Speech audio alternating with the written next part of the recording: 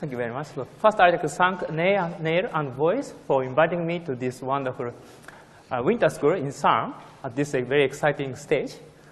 And so today, I'd like to give a lecture on entanglement entropy. And this quantity called entanglement entropy getting a little bit popular in string theory and maybe more in condensed matter physics, especially theoretical viewpoint. And one advantage, my main advantage of entanglement entropy is to provide some geometrical way to understand quantum field theory or quantum many-body systems, as we will see. And so, for example, so if we want to get some metric, so it is one direct way to look at, to find metric is to look at this quantity entanglement entropy. If you know some entanglement entropy for given quantum field theory or quantum many-body systems, in principle, you can extract metric. And this metric actually is a metric of, in the context of AdS CFT correspondence. In this sense, this entanglement entropy should play a very important role in the aspect of holography. So today, I have 4 lectures, and 2 lectures is about this entanglement entropy. I just briefly call EE in quantum field theory without using any AdS CFT and gravity. So this is a topic which I explained today. And tomorrow and 2 days later, I will discuss this holographic calculation of entanglement entropy. So holographic entanglement entropy, I just simply call HEE. And this is an explains of holographic calculation applications, but today I'd like to concentrate on just entanglement entropy in quantum field theory. So the idea of entanglement entropy is of course very old, and this is some particular case of von Neumann entropy, which is quite old idea. And so, but if we apply this idea to quantum field theory, we can reveal many interesting properties of quantum field theory. And I also mentioned some condensed matter applications. And recently, as you may have, that there are many deep connections between condensed matter physics and string theory, especially by using AdS CFT correspondence. And from that viewpoint, this study of entanglement entropy is some part of this subject of this AdS CFT or condensed matter physics.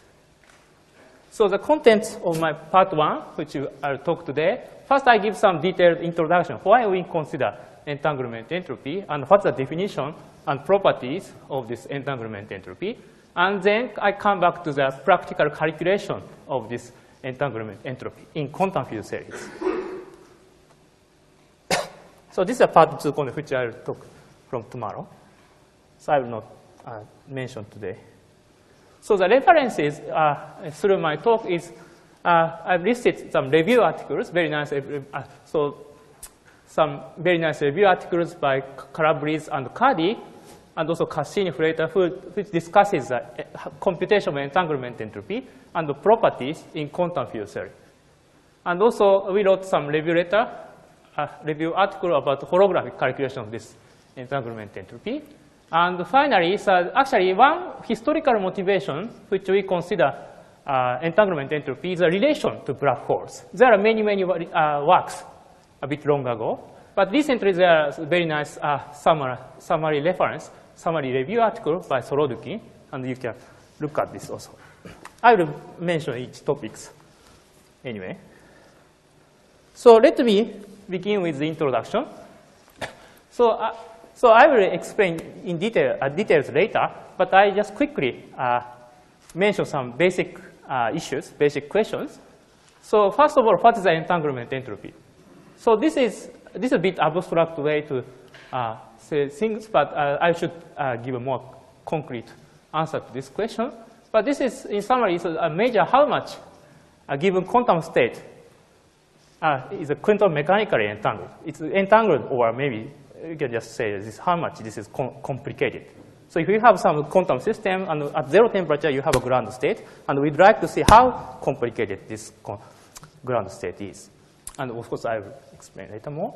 And also another question is why we should consider this quantity. Why interesting and useful? So often asked I often ask the following question that so can we experimentally see this entanglement entropy? This is very hard questions. And at present, I have to say it's very difficult to observe this entanglement entropy in real experiment. But at the same time, I want to mention that this is a one hot topic, especially in condensed matter physics or statistical mechanics, to relate entanglement entropy to real observables. And there are some nice works about some connection of entanglement entropy to some fluctuation of some particle numbers in fermionic system and so on. But this is still developing subject, and there are no definite consensus about this. But this is a very exciting topic, I think. But so in my talk, actually, so also we can possess following motivation. So recently, it is very common, especially among condensed matter theorists, to calculate this entanglement entropy in some numerical experiments of some condensed matter systems. So numerical experiments means just computer simulations. You have some definite spin chain, like Ising model or more complicated models, and we can do some numerical calculation, numerical simulation of these quantum systems. Often this quantum simulation turns to be very hard if you have some phase transition near the critical point. But this kind of, so one of the simplest things to compute in such a numerical simulation is actually entanglement entropy. And if we look at if we find entanglement entropy, then we can roughly understand what happens for this ground state of given quantum mechanical systems. So this leads to some classification of quantum phases, various quantum phases. So in that sense, this is actually practically useful, especially this numerical experiment, not real experiment so far.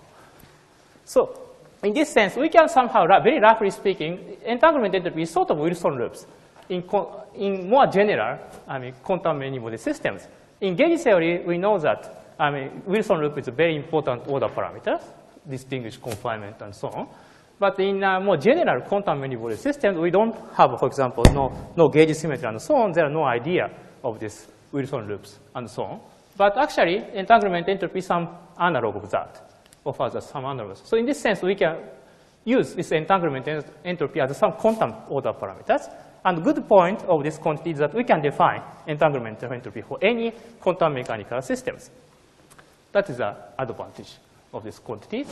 And also, as we will explain in the latter half of my talk, is entanglement entropy is a very helpful bridge between gravity or string theory and condensed matter physics, or some more, just we can say quantum field theory or quantum many-body systems.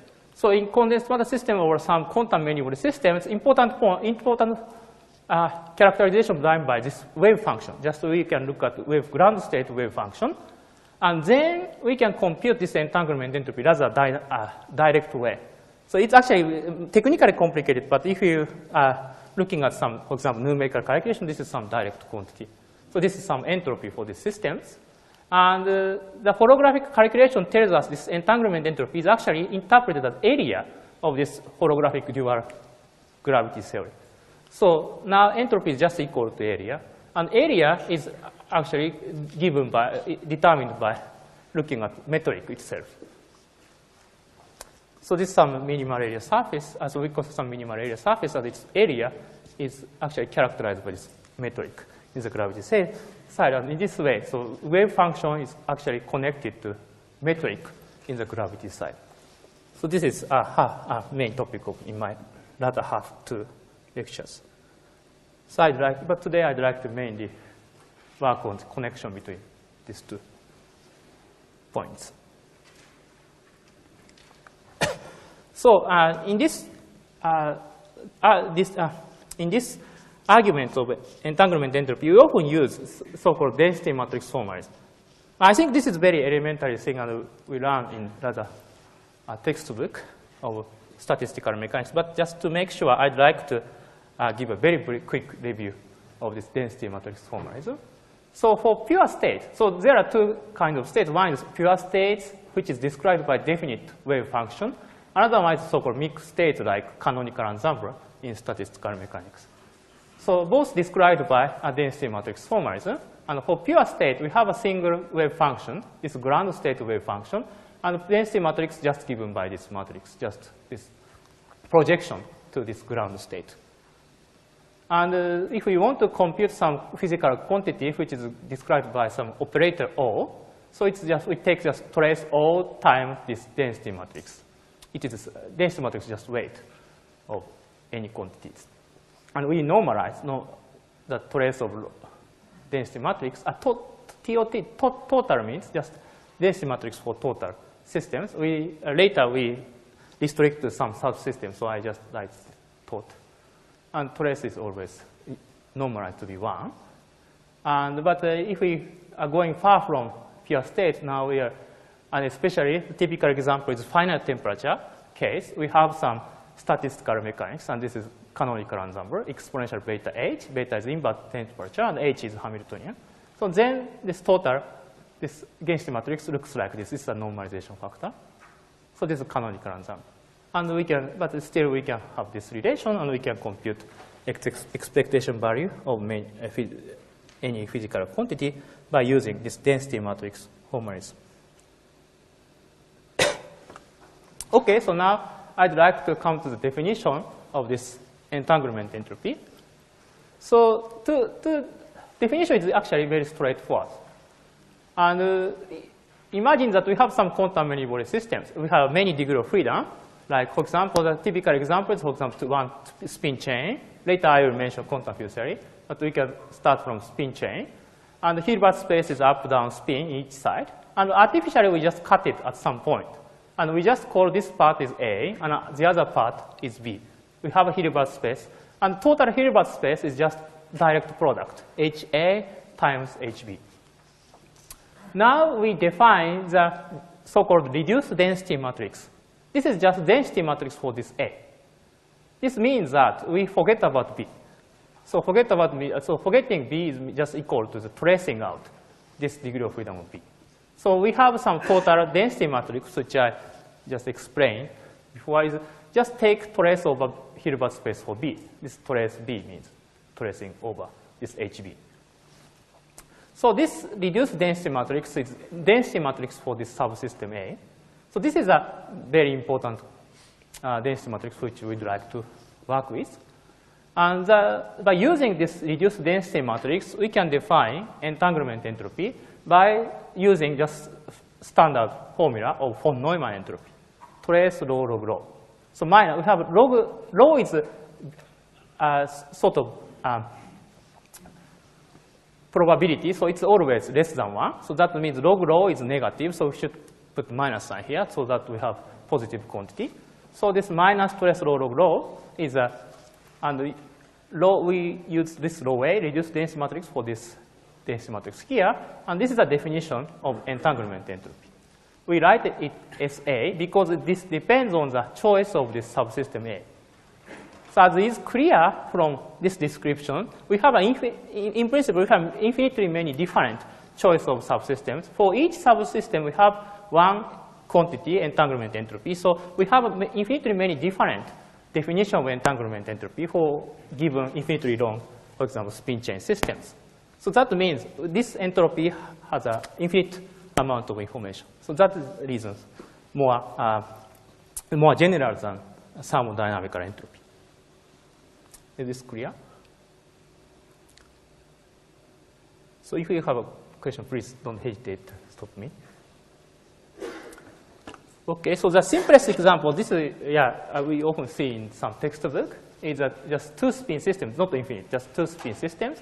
We have one electron, A and B, and we have a spin 1/2, up spin or down spin, up spin or down spin. And so this is, let's assume this system is described by this state, pure state. So A is now up spin plus down spin, this is a linear combination, times B. Is also up down, but this is direct product.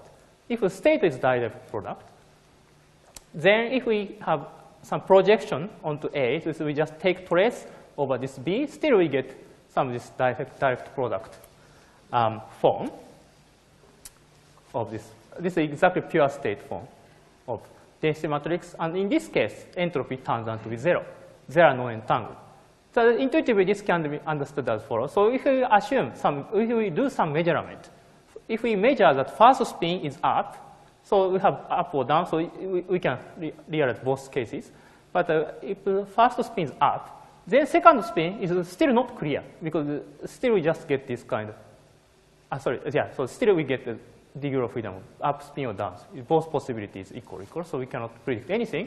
But in the second case, so it's much like if we have minus sign, this looks like some single state, and the result is same also, single case, but just put plus sign. And if we trace over B, then so reduced density matrix looks like this. This is completely mixed. So if we, in that case, entanglement entropy turns out to be maximum value, which is log 2. 2 comes from up-down degree of freedom. Intuitively, this can be understood as follows. So let us assume the first spin is up. Then, as is clear from this structure, up spin, A is up spin, then always B is down spin. In that sense, B spin is completely determined from this information. So that there, A and B is completely and maximally entangled with each other. So there are two opposite cases. So this is a simplest example which we can think of. So I'd like to also, this is a very elementary fact, but I'd like to also to make sure that the standard thermodynamic entropy which we calculate in statistical mechanics is obtained at just particular case of this entanglement entropy. So this case is this thermal entropy obtained if we set this total as A subsystem A is actually total space-time. In other words, that this subsystem B is nothing, empty set.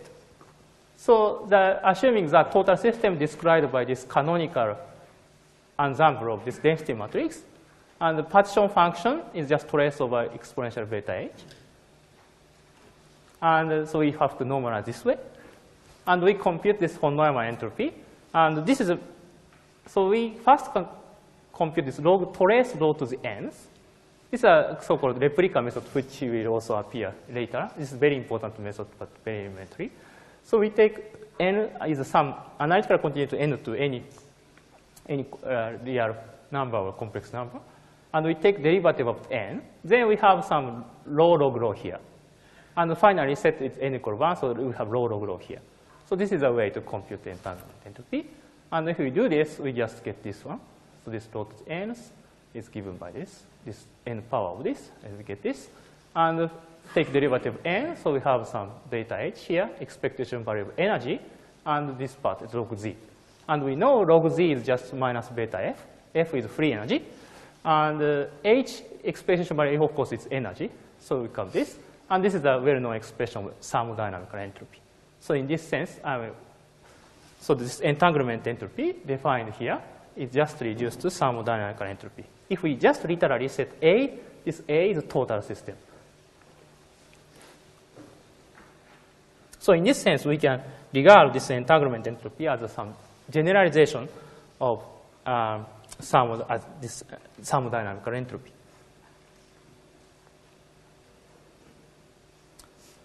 So, but we are more interested in quantum field theory rather than this discrete system of spin chain. So in quantum field theory, entanglement entropy is defined in a very similar way and in a geometrical way. So because this is definition is geometrical, sometimes people call this geometric entropy. So to specify Hilbert space in quantum field theory, we take time slice. We fix time t equals 0, for example. Then the field configuration on this time slice is equivalent to Hilbert space. So this Hilbert space now is divided into A and B. So this is a time slice. And this space manifold. And we divide arbitrary way. So we can just choose some boundary of A, any form, anything you like. I just write a particular example. And A and B this way. So then automatically Hilbert space is factorized. HA times HB in this way. So now we are in position to define this entanglement entropy. So by using this formula again, von Neumann entropy. So as is clear from this picture, we just need to specify this boundary to define entanglement entropy. And this choice is arbitrary. So you can do literally infinite many different choices of these subsystems. And everything looks geometric. So each choice we get one real number, which is the entanglement entropy, positive number. Okay, so is this clear? No question? Okay, so then I'd like to mention some historical reason why people consider this entanglement entropy in quantum field theory. So first, in some sense, first person who defined this entropy is Toffult. But maybe this paper is quite difficult to understand. Later, this idea is sophisticated by Bomberi and collaborators and Sredoniki, and where they show the so-called area law, which I will explain. just now. So the idea of this entanglement entropy is smearing. Somehow we trace out this B, somehow some part of space-time, or you can just exchange. This is A and B, and this B, some subsystem B is something we cannot see. Isn't this very much cutoff dependent? The answer is yeah, right, exactly. Yeah, I'll come to that part. Yeah, so in quantum field theory, this division is quite subtle because of this cutoff issue. That is excellent. Yeah, it's generically divergent, so that depends on cutoff. I will come back to that. So, so this is this setup. I just call this is B. This is B instead of A and A. Then we just trace out this part. That means we cannot, observer cannot see anything in this region. This setup, it looks very similar to so-called standard interpretation of black holes. So for black hole is characterized by horizon, surrounded by horizon, and observer who is outside of horizon cannot see into the horizon, at least quantum mechanics. So and we know that because of that, this black hole has an entropy given by Bekenstein-Hawking formula. And so the degree of some degree of freedom is not accessible to observers, hidden here, and that is described by black hole entropy. And this kind of entropic situation, it looks very similar to the setup of entanglement entropy. Of course, this entanglement entropy doesn't include any gravity here. Just very naively, it looks analogous to each other. And so people thought that maybe this microscopic understanding of this black hole entropy might be related to this entanglement entropy. That is the historical origin. So this, in this analogy, this boundary region of this here, set up here, this boundary, partial A, this boundary region is actually very similar to event horizon of this black holes, as is clear from this picture. And there are many arguments on this connection. And I will come back later in the context of so-called area law formula. But unfortunately, there are no direct relations. The main reason is that, there are some relation, but it's related to some black hole entropy at the quantum level. Some quantum collection of black hole entropy is closely related to this entanglement entropy. But just standard tree-level black hole entropy is not directly related. But the reason why this doesn't work is that we are looking at the same dimension. So gravity is also 4-dimensional, and also this setup of quantum field theory of entanglement entropy is also 4-dimensional. Then that does not work. But if we consider just more modern idea of AdS CFT correspondence, then 5-dimensional gravity is dual to 4-dimensional conformal field theory. Then actually this kind of idea is nicely realized. This is what I would like to talk in the final 2 lectures. This is the AdS CFT calculation of entanglement entropy. Okay, so this is about, anyway, so historical motivation for people looking at this entanglement entropy. So in this sense, historical origin is not condensed matter physics. Actually, it is actually black hole physics. Okay, so now I'd like to getting into the properties of this entropy. So there are several basic properties of this entanglement entropy. First one is very simple, as I show here. It's just SA equal to SB if the total density matrix is a pure state. If the total system is described by pure state. This is typically 0 temperature. If we consider some 0 temperature system, then SA always equal to SB. A and B is complement each other. So total system is divided to A plus B, A union B. So that case they are equal. So this equality is maybe which sounds unusual if we remember the thermodynamical entropy. For thermodynamical entropy always proportional to the volume of the system. But here they say that this says that if A is very small, but then if A is small, then B is very large. It's complement each other. So, but that case still entropy is same. So this means that entanglement entropy is not extensive. It's rather different from thermodynamical. But if we take, if we assume this total density matrix is a mixed state like thermal density matrix, then this is no longer true. that case, it rather gets closer to standard thermodynamic entropy. But here we assume sort of zero temperature geometry. So the proof, so this can be actually very easy to prove by using so-called Schmidt decomposition. So by using Schmidt decomposition in linear algebra, so we can write this wave function, any wave function, any vector in terms of A times B this way by using unit basis. And lambda is some eigenvalue for each linear combinations. And then we take, the n is common, n is given by this bound. And then this clearly shows that trace rho A to the nth equal to trace rho B to the nth. Then, as we already explained, so this derivative of this quantity by n, and n goes to 1, this is a von Neumann entropy. So if they are same, that means SA equal to SB. And we can easily show this relation. But as I repeat, so this relation only holds when total density matrix is pure state, zero temperature. And final temperature case, this doesn't. This is not true. So this is the most simplest basic property. So I'll move on to the next one, which is so-called strong subvertivity.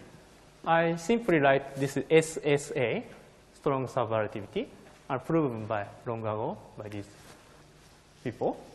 And this is some, not directly related, but this is some analog of second law of entropy or in thermodynamics. This gives some inequality of entropy. So this is summarized into these two inequalities. Actually, they are equivalent. So this means A plus B, maybe I should write this A union B. We just divide total system is A, B, C, and nothing, just A plus B plus C, and so that there are no overlap between them.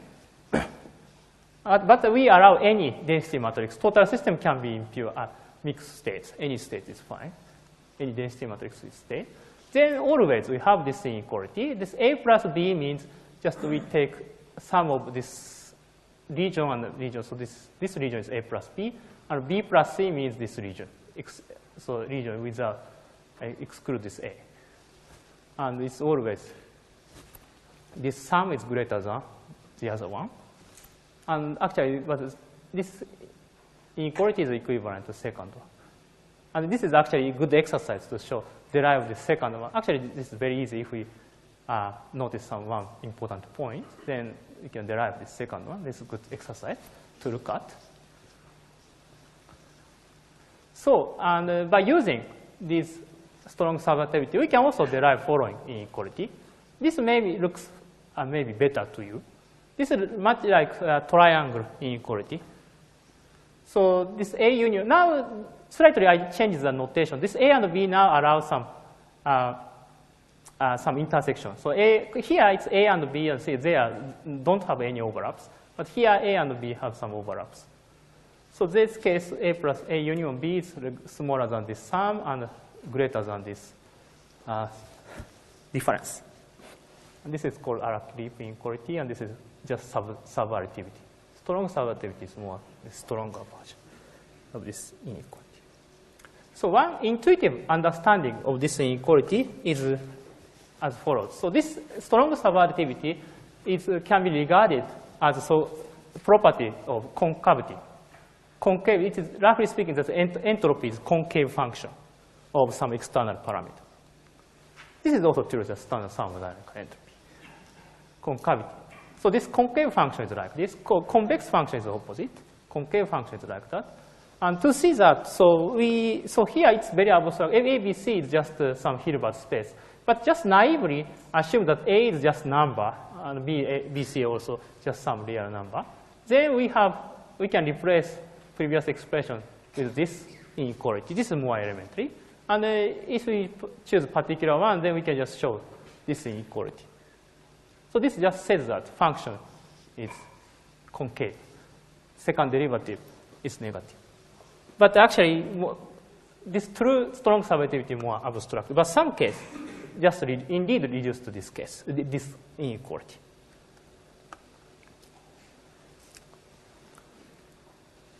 Okay, so this is a very strong really very strong inequality, and most of the inequality which can be shown for this entanglement entropy can be derived from these inequalities. But there are something which actually go beyond this inequality, but most of that can be reduced to this inequality.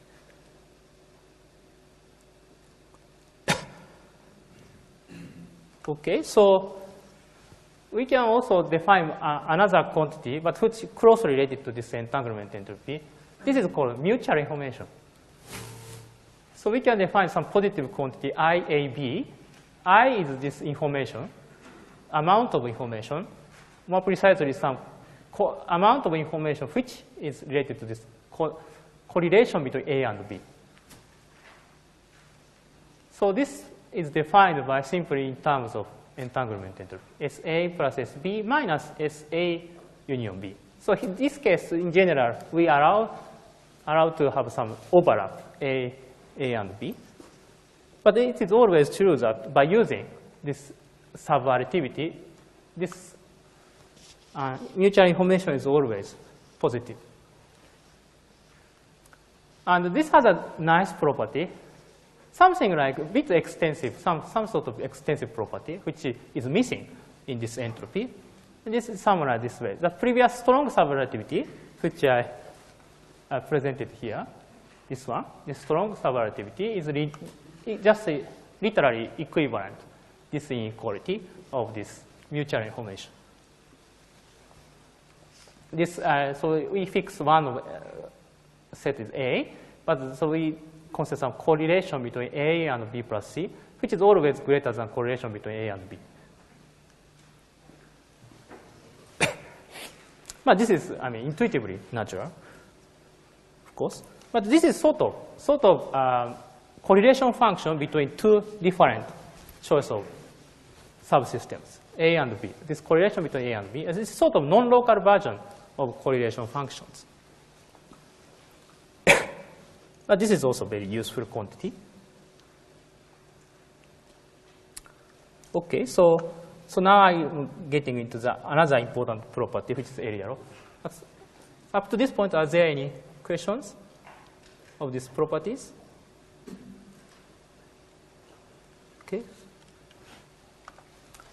So now I'm going to the very important property called area law, found by these people. So in general, entanglement entropy in quantum field theory has some UV divergence. So entropy measures the degree of freedom, and quantum field theory, as we know, so includes a lot of infinitely many degrees of freedom. It is really continuous degree of freedom. So it is natural that entanglement entropy has this UV divergence. And there is a nice law about this UV divergence. This is called area law. This entanglement entropy SA is always divergent this way, gets divergent this way. So A is a very small number. A finally takes to 0 in a continuum limit. And A is a UV cutoff. And proportional to the lattice spacing, or some, if we discretize this system by some lattices, then lattice spacing is this A. Lattice constant is A. It's in the continuum limit, we have to take A goes to 0.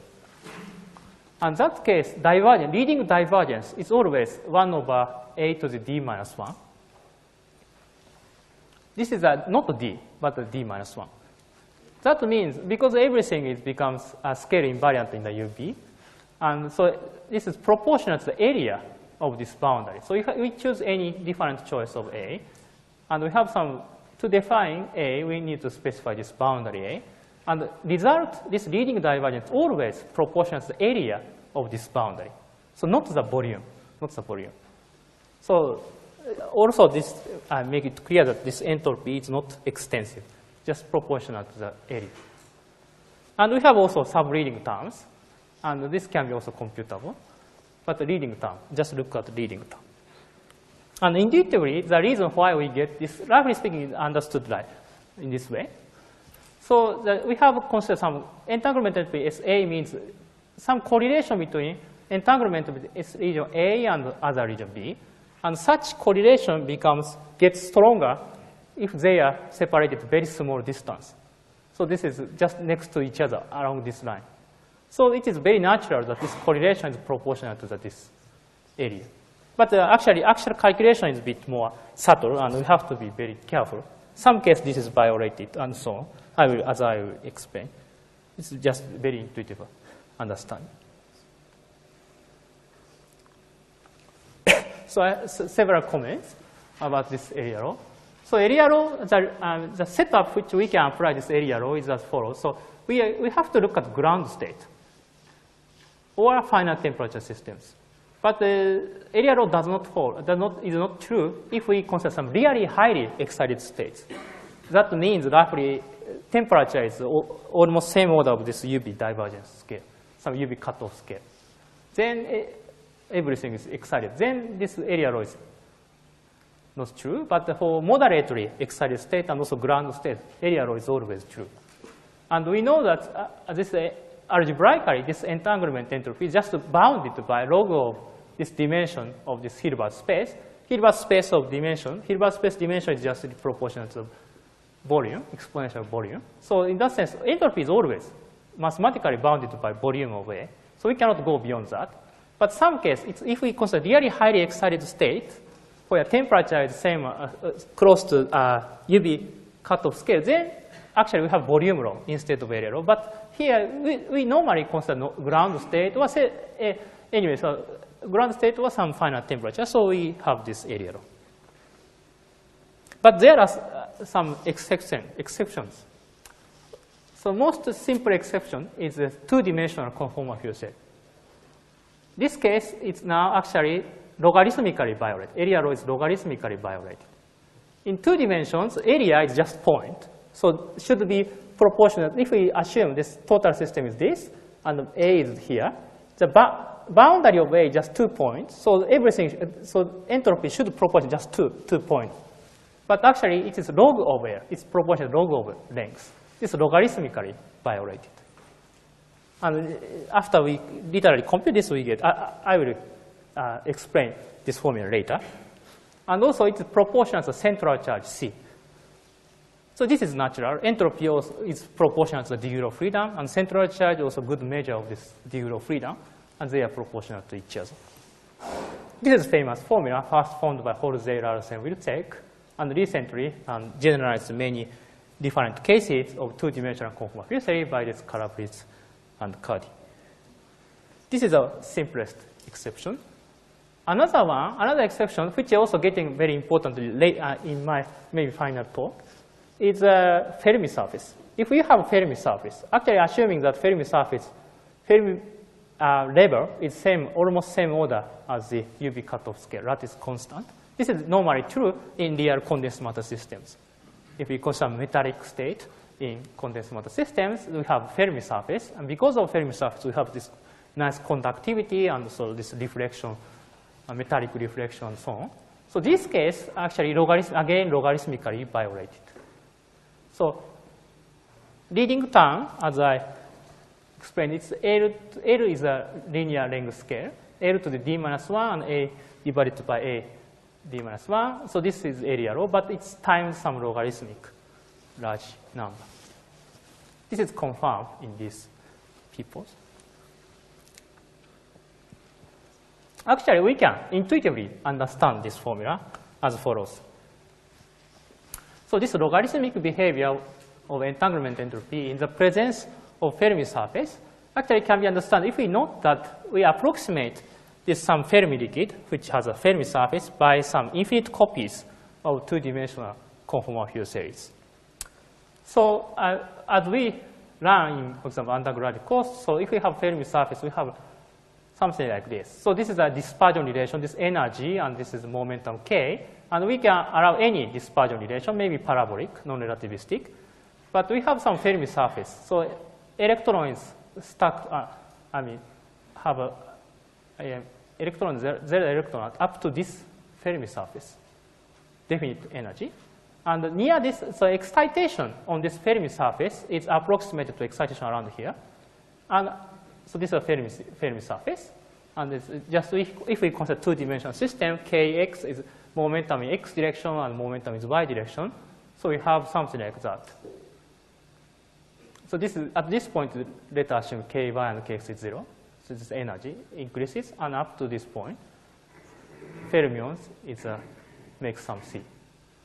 And the excitation around this Fermi surface is like this mode, this radial mode and transverse mode. And if we look at this picture, then this excitation along this along this radial mode is approximated by this gradient, this linear gradient.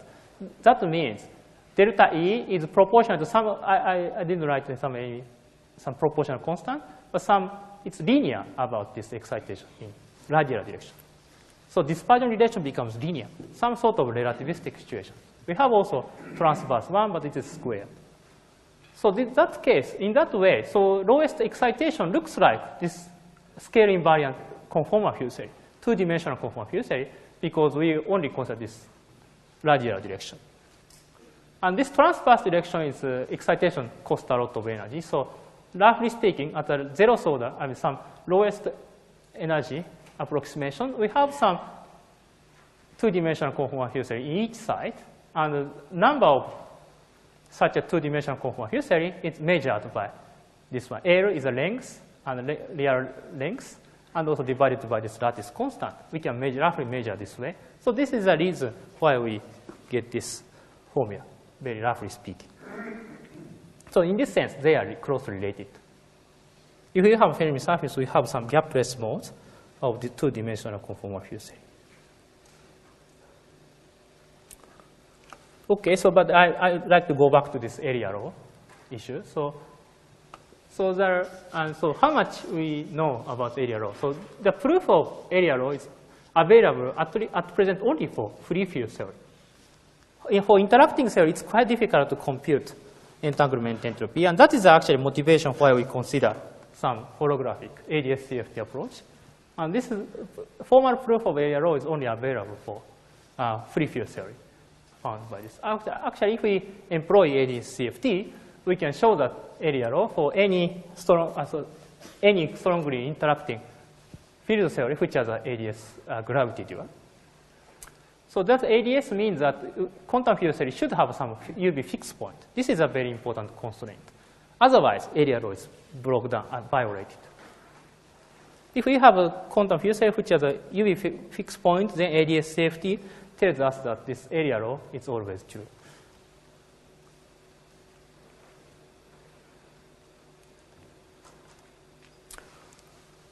So this is a point. And also, yeah, so I mentioned the quantity called mutual information just before. So SA plus SB minus SA union B. So this quantity actually turns out to be finite if A and B is separated. There are no overlap between them. Because the divergence is proportional to the area, roughly it's the local geometry of this, so just cancels out. Literally cancels out. So area law, from area law we can learn this is finite. So entanglement entropy is divergent. In that sense, it's sometimes has some problem to physical understanding, but mutual information is always finite if we assume they are separated. So this sometimes, so it is. You mean the intersection of A? Sorry, I'm sorry. Yeah, this is opposite. Sorry, I'm sorry. Yeah, this is intersection. Sorry. This is type. Sorry. So.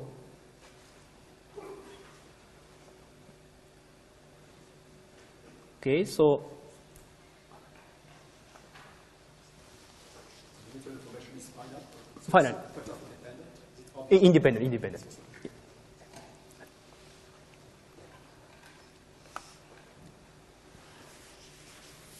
So, okay, so next issue is, so I go back to the previous black hole stuff, but so as we know, black hole entropy is given by Bekenstein-Hawking formula. So area of horizon divided by 4 times Newton constant. So the result of the area law looks like very similar to this. And this was also historical motivation why people are excited about this entanglement entropy in quantum field theory. But actually, they are of course different because this is finite, but area law predicts the entanglement entropy is divergent. This is a serious difference. But actually, we can somehow partially fill this gap. And as found by many people, including Susskind and collaborators, And so this entanglement entropy can be interpreted not as just a total, but some partial contribution to the black hole entropy. Partial means some quantum corrections. If we have some black hole background and we have some scalar field near black hole, then we have also, this scalar field also contributes to some quantum correction to this black hole entropy. If we just do some one loop calculation of scalar field in this background of black holes, then we can read off this entropic part of this free energy.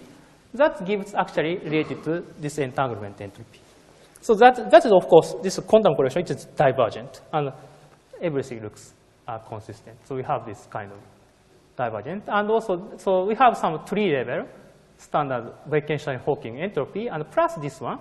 And this divergence is sort of removed by some renormalization of Newton constant. This is my understanding of this formula. But actually we want, it is much better if we can understand also tree-level part, this literally this Wittgenstein-Hawking formula of this black hole entropy by using entanglement entropy. To do that, we need to use AdS CFT.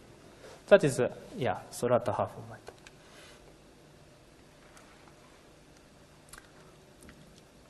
Okay, so now I'd like to come back to the relation to thermodynamical entropy. So this is a bit, so relation to thermodynamical entropy, it's not so direct, but summarized here.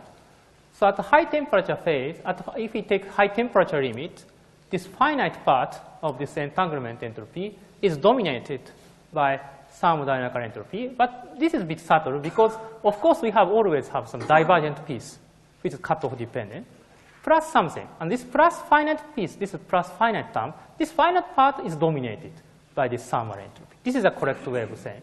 But because of some divergence, maybe people don't like this expression, then more precisely we can say this way, for example. So previously I said that if we set A equal to total space, then entanglement entropy is of course thermodynamical entropy. But in calculation of entanglement entropy, we always find this divergence. We want to remove this divergence. So that we can just take difference between SA and SB. So we divide total space into A and B, and assuming B goes to 0. But goes to 0, but it's some small, it has some small area, but very infinitesimal small area. But that case, both SA and SB is divergent. So, but this divergence cancels out by taking this difference. Then, if we go to B equals 0, then this precisely equal to thermodynamical entropy. This is a more, maybe better way of saying this region, but also this is also sometimes useful.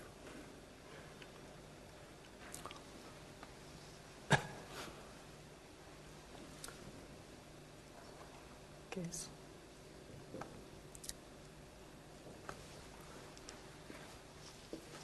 Okay, so even though this is not a main topic of my talk, but I'd like to mention there are another entropy which is also useful in the application to, for example, condensed matter systems, maybe more as an aspect of gravity. And this is called Renyi entropy. Sometimes you see some literature which discuss Renyi entropy. This Renyi entropy is generalization of entanglement entropy and defined by this very simple formula. This log of trace rho A to the n. This is already appeared because if we take derivative of n, then we get entanglement entropy. And indeed, if we take n goes to 1 limit of this expression, we get just standard entanglement entropy. This rho log rho appears. But this is generalized. So n is any integer, for example, any integer. And sometimes, finally, we hope that this is analytically continued to any n. But though there are no rigorous arguments that. But this includes a lot of information compared with entanglement entropy. And if we know SAN for all n, in principle, we can obtain all eigenvalue distribution of this density matrix, reduced density matrix A. And such a spectrum of density matrix, actually called entanglement spectrum these days. And some of the information, like something called topological order in condensed matter systems, and only captured by this generalized entropy or entanglement spectrum, not by this entanglement entropy. But most of that, can be captured by this entropy. But I will not get into this entropy because it's quite difficult to compute this quantity by using AdS CFT correspondence. That is some very interesting future project. And what does it mean in AdS in the current? This one? Yeah. So that is a very difficult answer. But formally, I will explain how to compute trace rho A to the n's in quantum field theory. And formally, we can rewrite this calculation in terms of AdS CFT. This is some partition function on some singular manifold. I will come back to it. But computation of this partition function in gravity is quite difficult. No one solves that. Okay, so yeah, I'd like to now mention some application to condensed matter physics by using this entanglement entropy. I just give some overview of that. First of all, what's the interpretation of entanglement entropy? This one idea is to relate it to effective degree of freedom, effective rank of density matrix. So this is a von Neumann entropy. So this is roughly log of effective rank of density matrix. So if effective rank is very high, then many different kind of states are degenerate. Some state is a linear combination, very complicated combination of these many different states. That means ground state is very, very complicated. So in a practical, some numerical calculation, so people try to compress information by using, in a computation using some computers, then people try to compress quantum information. So that this rho A is approximated by finite size matrix. This is, of course, always true in numerical calculation. But if this rank of this rho A is very large, then it's quite difficult to do some efficient numerical calculation. So this kind of difficulty is measured by this entanglement entropy. This is actually so in condensed matter viewpoint, this is one historical reason why people get interested in this quantity. In some sense, very technical reason. But if we look at this from another viewpoint, we know that the computer calculation of the quantum systems at the phase transition point is quite hard. At phase transition point, its correlation function gets very large, correlation lengths get infinite, and it's lots of states contributes to these calculations, and this entanglement entropy gets divergent. That case, we cannot truncate this effective degree of freedom with finite matrix.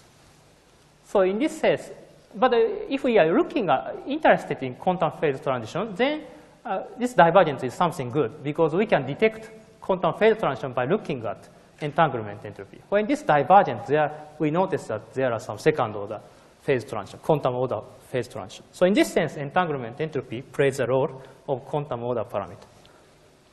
So this is mainly recent main motivation why condensed matter people are working on this entanglement entropy. And the famous example is some spin chain model, and the simplest one is this Ising spin chain. And usually we have some classical phase transition at final temperature in Ising model, but here I'm talking about quantum Ising model. So I'm working always at zero temperature. So Ising model, we have this z direction, but we exert some transverse magnetic field in orthogonal direction, x direction. When lambda, this parameter lambda, this is just standard interaction with Ising model. So we have two spins, and we have z directions. And n is each side of spins. And we have interaction like this. And lambda is very large. That means we can forget about this external magnetic field. Then we just have a standard Ising model. And we have some ferromagnetic ground state. And it's a degeneracy, upspin. Everything is upspin or everything downspin. In that sense, entropy go to log 2, approaches log 2, value log 2. But if we go to smaller value of lambda, people notice that there are phase transition at lambda equal 1, and which the phase transition means the ferromagnet get into just standard paramagnet because this magnetic field is orthogonal direction. It breaks this ordering in z direction. So there is quantum phase transition. This phase transition has 0 temperature and phase transition.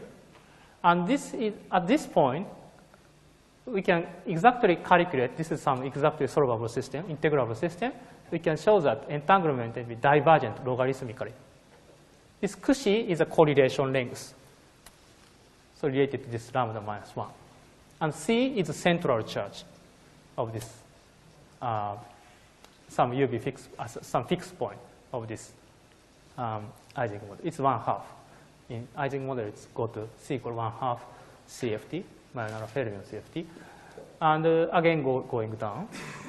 Paramagnetic phase goes to 0. In this way, we can detect phase transition by looking at this quantity. And there are lots of such examples if we look at literature.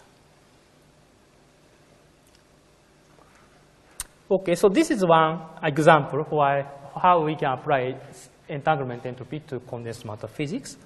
But another one is so-called topological entanglement entropy. This is introduced by Kitaev, Breskill, and Levin. This is also very hot topics in this subject. So now, previously I'm talking about this spin chain is 1+1 dimensional theory, but now I want a 2+1 dimensional system. This is mass gap. Let's assume some mass gap theory, and the ground state has some topologically non-trivial property. Then entanglement entropy behaves this way. So we have some area of divergence. A is some region, and boundary of A is proportional to this length L. L is a linear length, radius of A. And so we have L over A. This is the area of divergence. And plus something, and this parm thing is finite quantity. And we can show that this quantity is very good because of this mass gap property. This something called S-top, topological entropy, is actually invariant under smooth deformation of this subsystem A. So we can choose any shape of this A to compute this S-top. So that means this S-top is some universal constant. And this is called topological entropy. So by computing this quantity, we can distinguish many different phases, topological phases.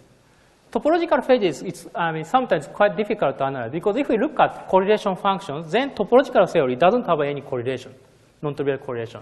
So we need some quantity which is quite non-local. To get non-local quantity, we look at this entanglement entropy. It's much like Wilson-Rayleigh theory and so on. So in this way, this topological entanglement entropy offers us all the parameters of topologically complicated systems. And more practical way to calculate this kind of quantity, especially in numerical side, then we can take this linear combination. This looks very complicated, but actually this just singles out this part. This cancels all divergence. So if we take this linear combination, then we just get this S-top. And typically people choose these subsystems. Yeah, if you have some, this is a bit technical, but if we have this kind of some cusp singularity of this system, then we have some logarithmic divergence. But this combination cancels out also this logarithmic divergence. This is guaranteed to be finite for this, even this singular choice of subsystems. So this is another motivation. But unfortunately, it's quite difficult to compute this quantity in AdS CFT. And so far, nobody succeeded to do that except some particular cases. So I'm not going to get into these details.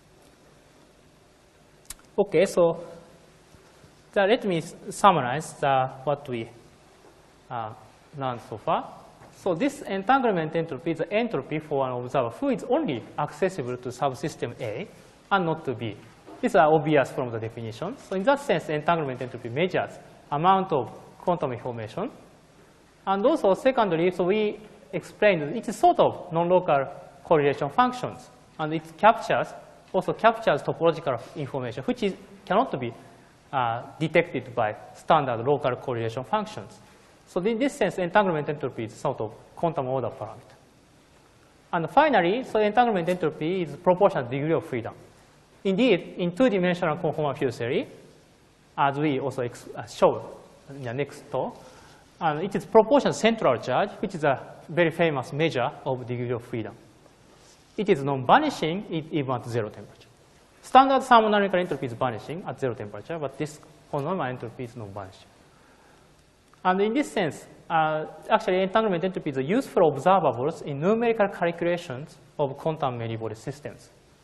And an interesting fact that if we look at papers which discusses some numerical calculation, some spin chain and so on, actually, and in the end, we want to find some central charge in the continuum limit.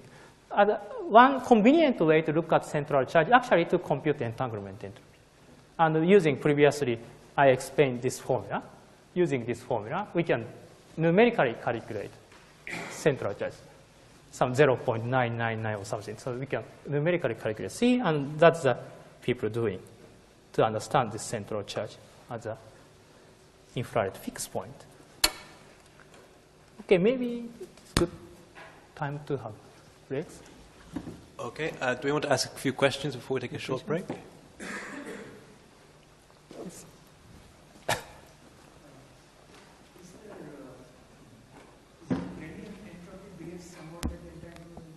Yeah, it also has some this kind of area law divergence and so on.